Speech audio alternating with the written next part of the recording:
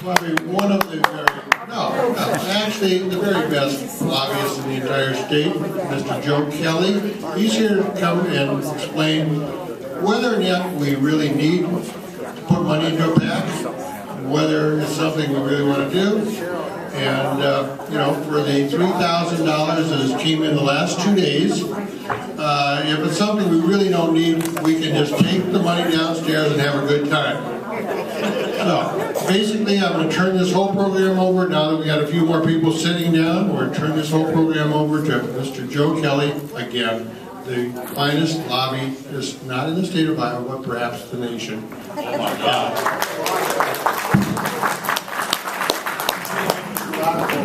Flattery will get you everywhere. Flattery will get you everywhere. What is it? What was the line Henry Kissinger used years ago? He was teased for his use of flattery, Dr. Henry Kissinger, but he admitted to someone, he said, flattery works even when the person you are flattering knows you're flattering them. Because in your own brain, you're saying, you know what, Dutcher's right.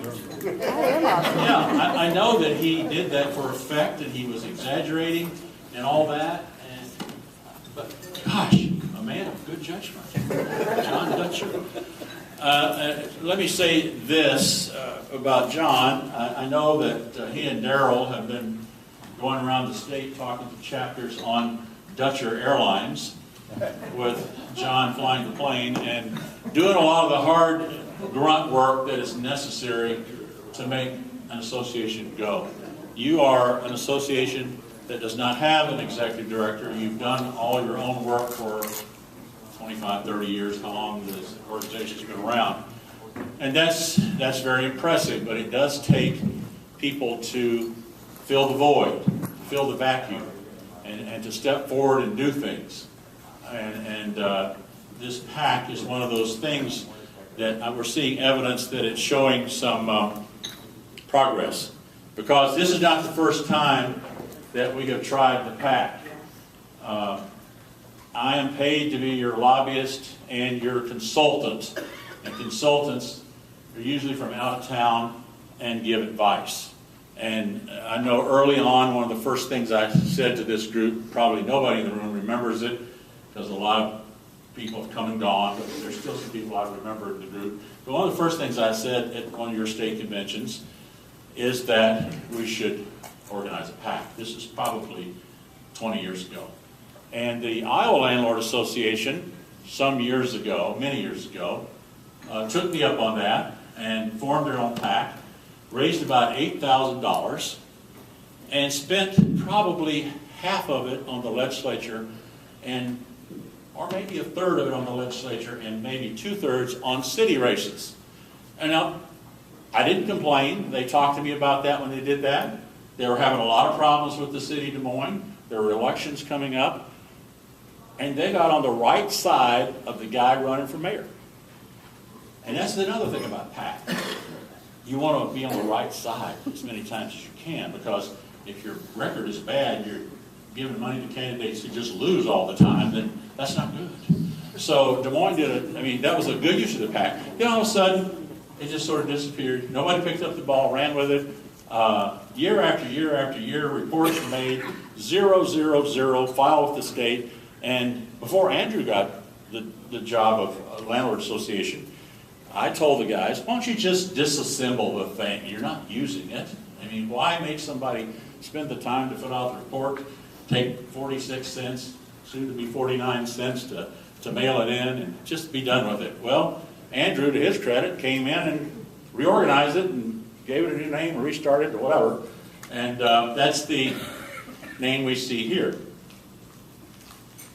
Iowa Association of Rental, I don't even know the name of it. Rental Property Owners. Rental Property Owners PAC. I see pledged up here $3,684. Now there's a difference between pledging and collecting. So I'm excited about this. This is good. This is happening very fast, and I think the reason it's happening fast is I think the people who are really pushing this want to be able to participate in getting ready for the 2014 elections. When did the getting ready for the 2014 elections start? Right after the 2012 elections were over. In this world, it never stops. Legislators are trying to raise money every year. Candidates who are trying to run against people who are incumbents are raising money every year. And political action committees, to try to keep up, if they're smart, they're raising money all the time. And for this to be really effective, and I've mentioned this to some of you already, there should not be a newsletter printed in the future of this organization that does not have something about the PAC. And you, some of you people, may get sick of reading or hearing about it, but that's just the reality of whether you want to do certain things that I'm going to talk about here in just a second. Let me start to explain this by just sort of a simple analogy. And all this stuff is really very simple, because if it weren't, I couldn't be doing it. So it's very, very simple. Suppose Sue, over here, my good friend Sue, let's say Sue decided later today that she was going to run for the Iowa legislature. And I think that would be a great thing, because she'd be a great legislator. I know her well enough to know that she'd be a great legislator. Now, what would Sue be doing after she has made this decision? First thing she would have done is to talk to her family, because when you run for the legislature, it has a huge impact on your family. A lot of people have lost marriages by being in the legislature. A lot of people have lost their business by being in the legislature. It's very time consuming. You would think that, you know, working from January to April would be very easy and the rest of your life would be compartmentalized. You wouldn't have any problems. Well, no. Being a legislature is an all-encompassing thing. You've got legislators coming here later this morning. Legislators are called upon to be places year-round. They'll be somewhere next Saturday. Some other group's going to want to talk to them. You know, we're not the only group in the universe. There are hundreds and hundreds and hundreds of interest groups in this state. And what you're doing is competing for attention. You're competing for attention.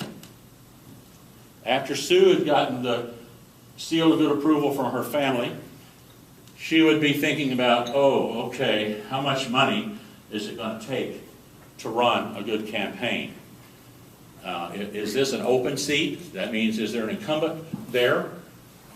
If it's an open seat, it might not take quite as much money. If she's trying to unseat somebody that's already got the seat, it's going to take a lot more money.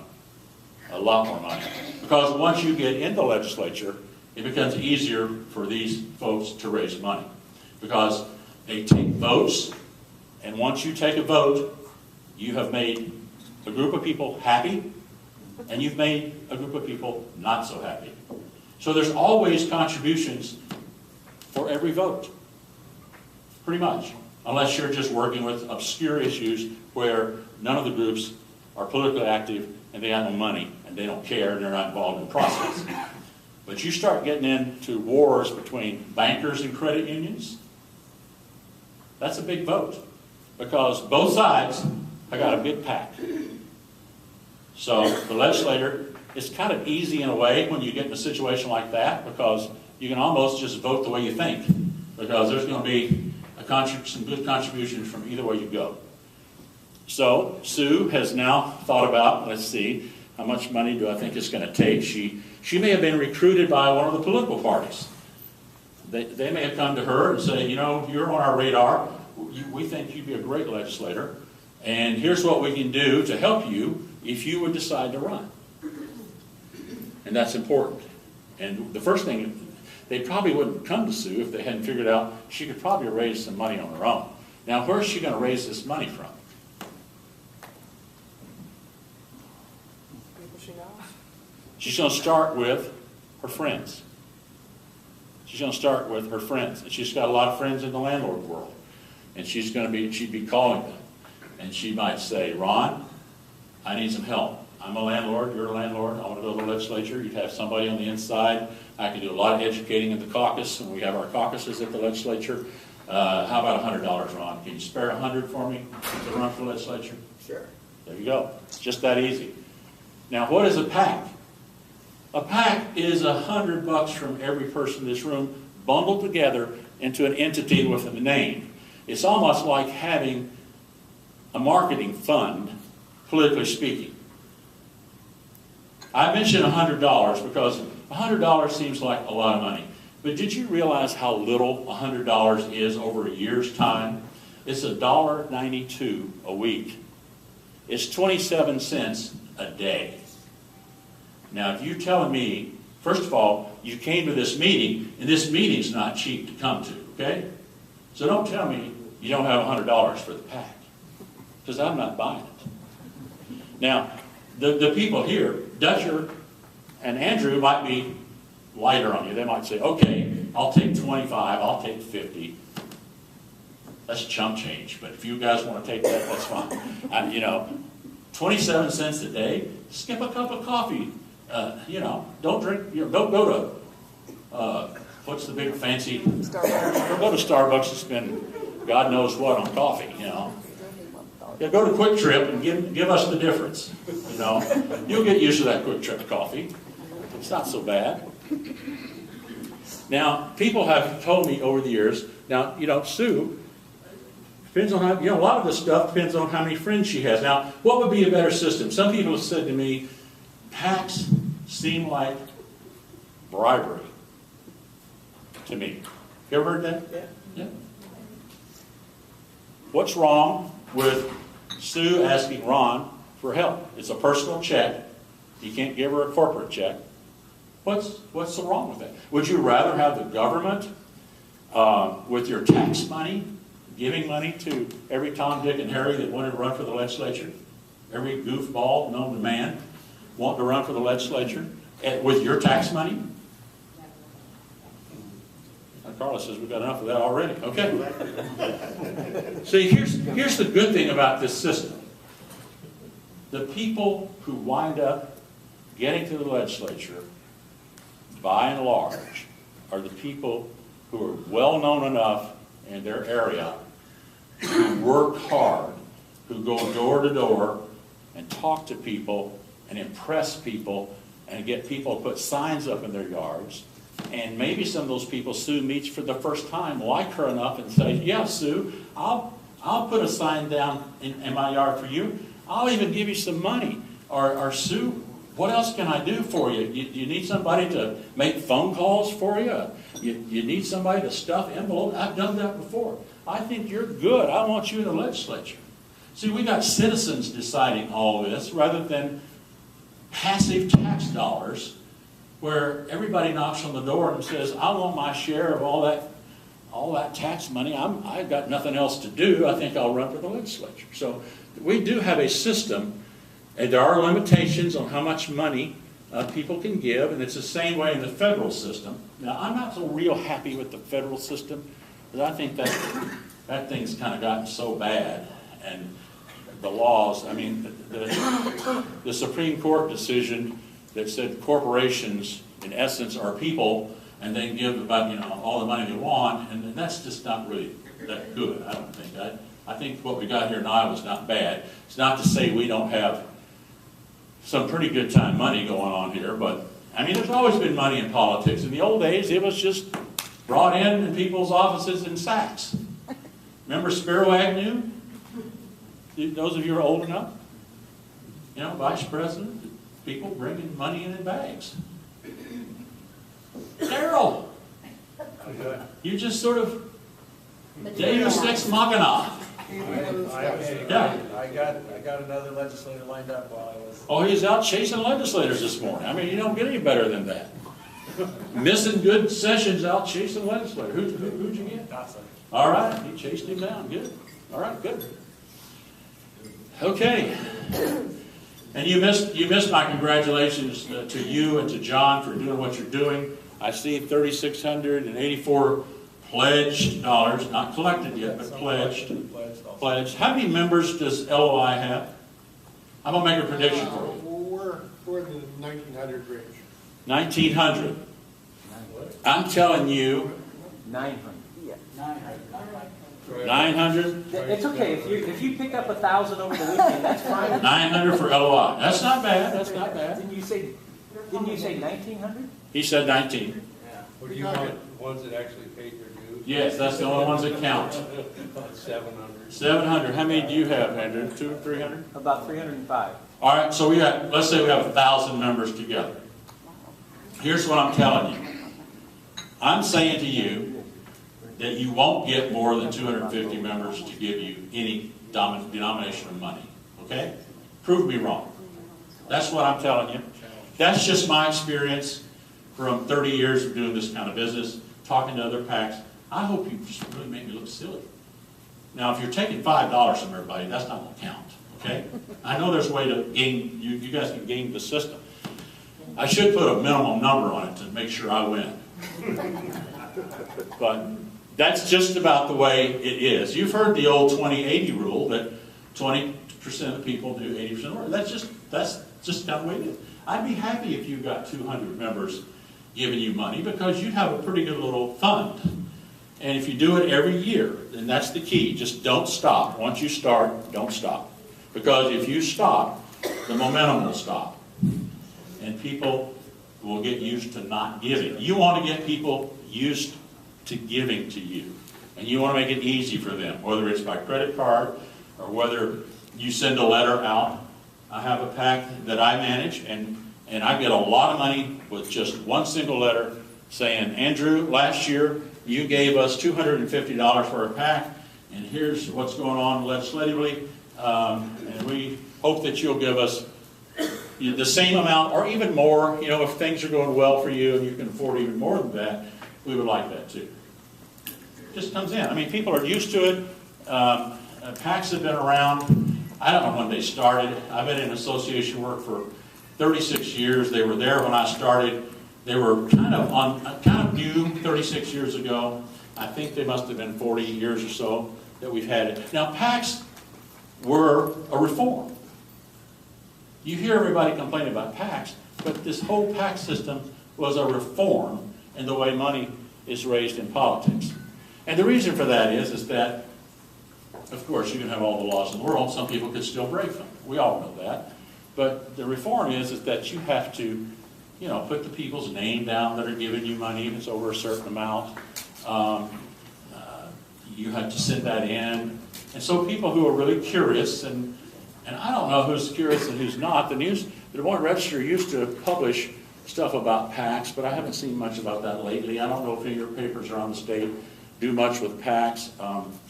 But, you know, you can get on the internet and with the go to the state site, Ethics and Campaign Disclosure Board, and you can look up any PAC in the state, see how much money they've raised, see who gave the money, and you can find out there's some people, there's some very wealthy people in the state who just write personal checks.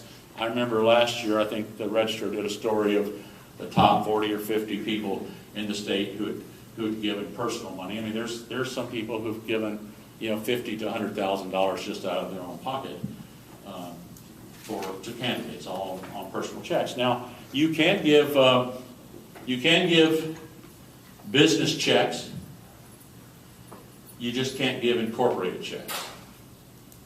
Oh, it's almost 11 o'clock. So, Joe, Just first a minute. Andrew had his hand up first. Sorry, Sue. Go ahead. Well, two quick questions on that. One of the things you guys need to realize is one of the best treasures that we could have had is really, oh yeah, I'm supposed to have a microphone.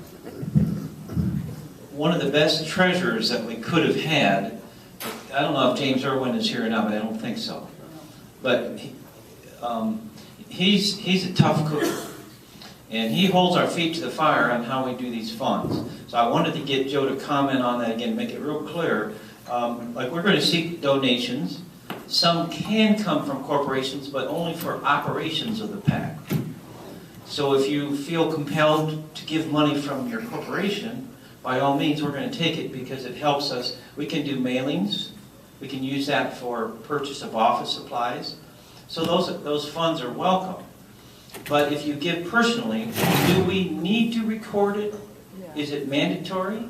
Record what? Well, the gift from the personal. Oh, yeah, oh, That's- gosh, yeah. So understand, that's why we're going to Yeah, I ask. mean, there's a, I don't remember what the amount is, but if It's up to $10. it's $10, yeah, so if you give, So that's why we're gonna- if you give under $10, to me, I'd give it back to you, because I'd say you need it more than I do.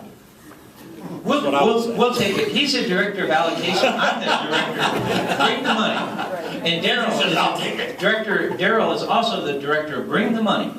We'll take it, but we want to make sure it's properly recorded. Wall Rogers will take it. Wall Riders will take it. Yeah. Here's my question, Yes. Andrew. Yes. So- Okay. It's your turn. Right, I can get my $100 check from my personal checking account so that then I'm recorded as a PAC fund contributor. But if I'm uncomfortable with that public information being recorded, then I can put my 20 in this hat, or simulated hat, and we can pass this around, because we can record past the hat funds, correct, Joe? Yes. Yes. But only up to $10. No, I don't know. I think that's correct, because Well, so far my name is on the ethics committee. Well, here's for me and Cindy.